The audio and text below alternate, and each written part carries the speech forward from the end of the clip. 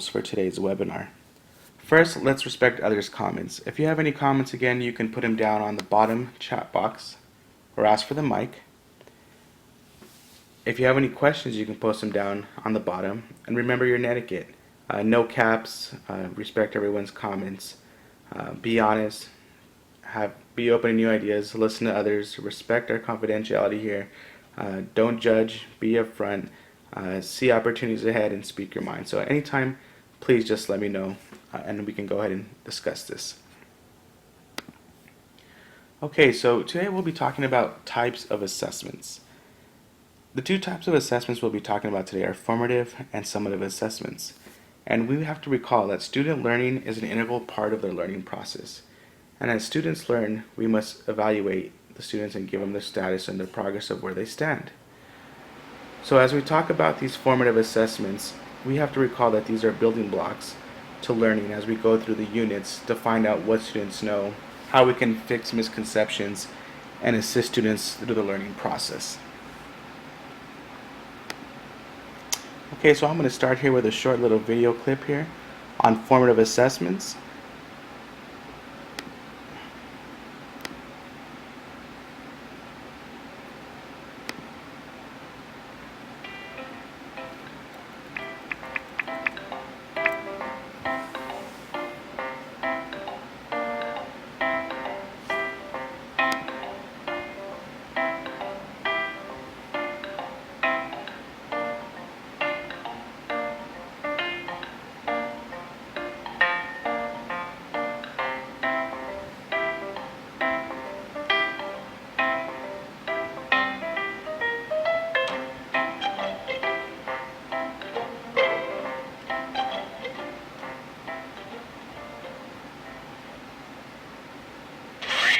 Using Powtoon.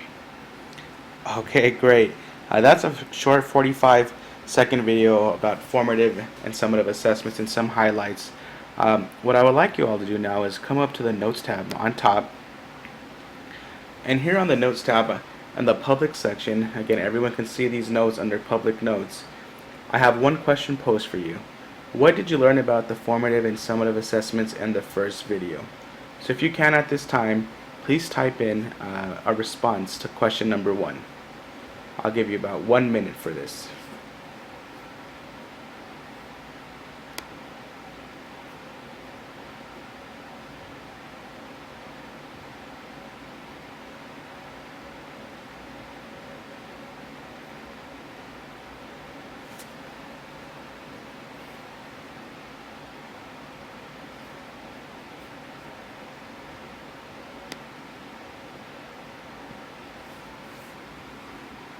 Okay, I can see some of this here.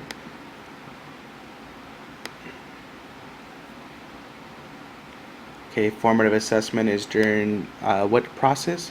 I believe it got cut off there. I think Bonnie was writing on that side. Okay, so one thing to know about the formative assessments is that this takes place before any major unit or summative assessment. So if you want to take notes anytime during here, you can go ahead and add stuff in the notes section. Okay, I got Cheryl editing here, editing.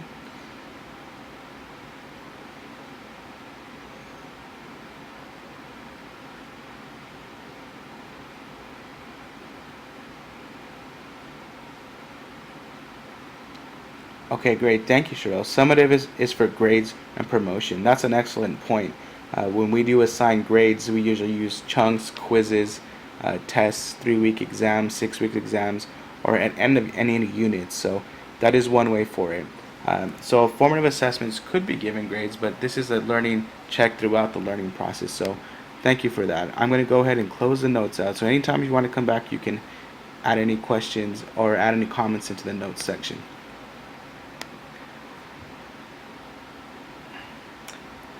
Okay, Cheryl, I'm looking in the chat box. It won't you add anything or type. I think that you were able to fix that.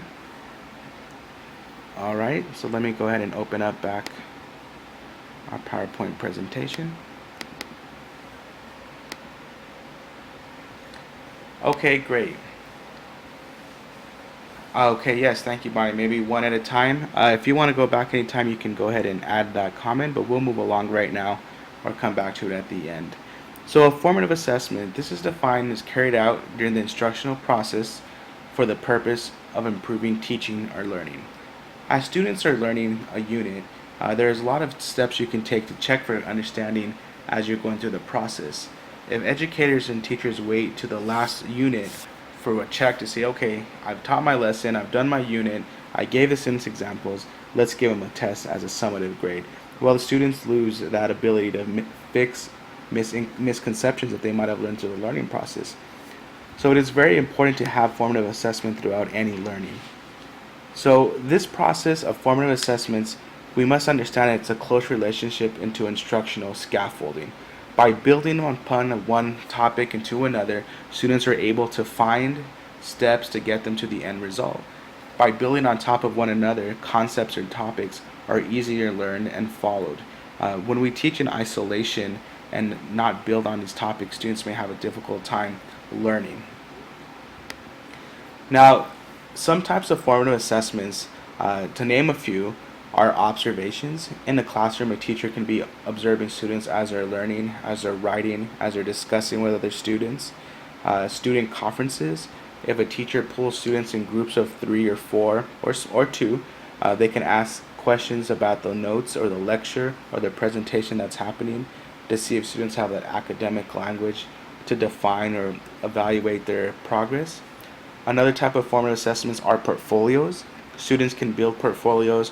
I like to use the term interactive notebooks, where students build their assessments on one side of the notebook, and at the end of every day, they have a reflection part to describe what they learned and how they learned, or the objectives that were made. Prior knowledge. At the beginning of units, teachers may have bell ringers. They may have a spiral where you bring in concepts that were spoken about or learned about in the previous days, or items that are connecting from cross-curricular to see if students have that knowledge to continue because they build upon another. Another type of form of assessments are rubrics. If you give a student a rubric, they can find out what they need by looking at the rubrics and evaluate themselves on the progress of their learning. And on the right side here, I do have a little a comic strip here. And if you take a close look, I'm going to need more specific feedback on my formative assessments. I think this is a great comic strip because here's a dog and here's the owner of the dog looks like a student. It says bad dog, but as we have our dogs, we treat them as the same as well. Go to the restroom outside. Don't eat my shoes. Don't drink out of the toilet bowl. But we tell them, but how do we show them? How do we check that the dog is doing that? So that's just kind of a little funny thing on formative assessment. So be specific. So as a teacher, when you're giving feedback, we have to give them constructive feedback so students understand where their mistakes are or misconceptions and guide them in the right steps. So at this time, I'm going to ask you in the chat box if you can list some types of formative assessments that you've tried or have you heard about or have you've experienced. So go ahead and type them in the chat box at this time.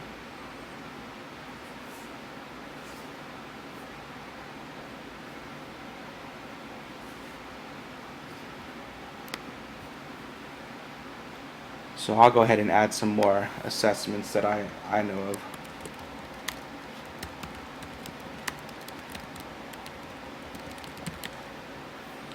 Hey, my girls had portfolios in grade school. Great. Observation in a clinical setting. Awesome. Another type of formative assessment that students can use are each student has a whiteboard in hand with a dry erase marker. And let's say for a math class, calculate 5 plus 5, the student can write 10. They easily hold it up and a teacher can do a formative assessment across the classroom. Great rubrics for a paper. I think that's an excellent formative assessment. That way students can stay on point and write about their topic.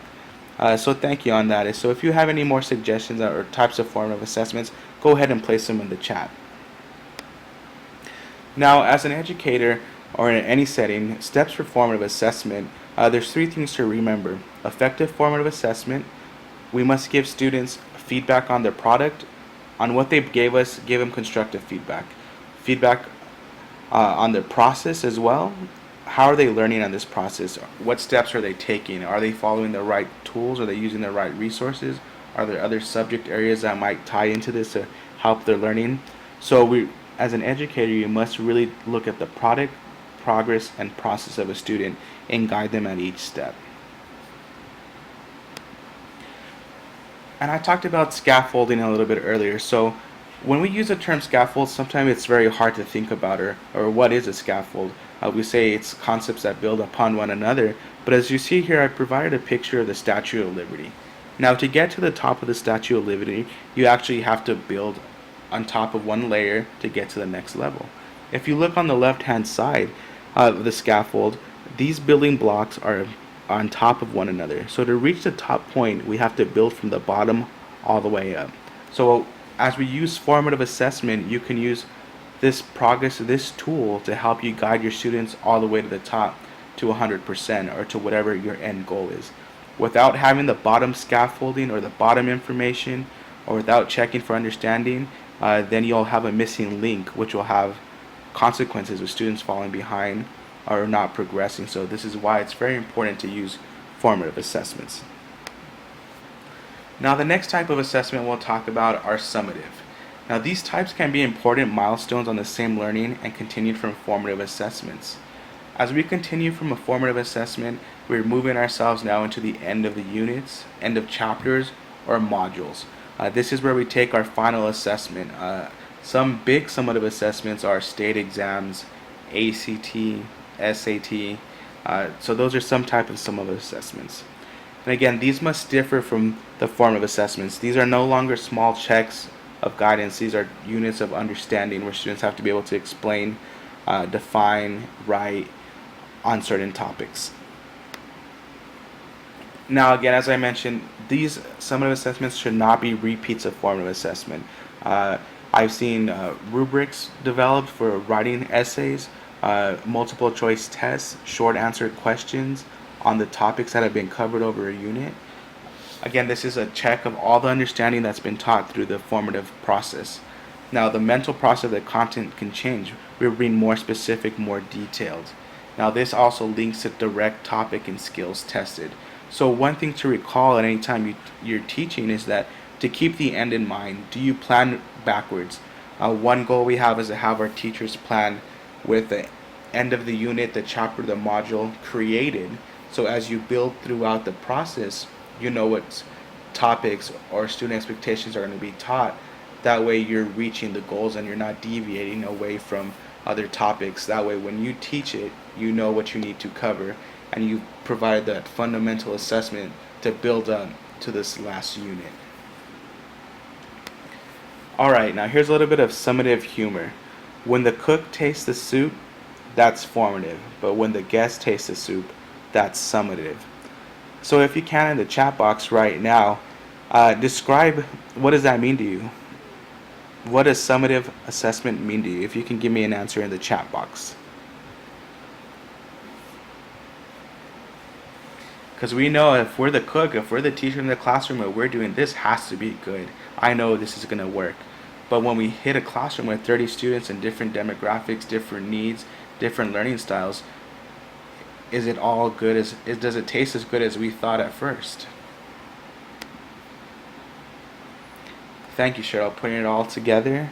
Bonnie, your competence of a task or subject at the end, like boards for a license. Very good. Yes, summatives for a board for a license. That is also a summative assessment. So I really like this picture analogy. If you like to cook, I know I like to eat. So if it doesn't taste good, I'm sure to let the cook know that we don't have that mistake again. But that's one way of looking at it. All right, I'm gonna go real quick and show you in one more video here on the two formative and summative assessments. Let me pull this up for you.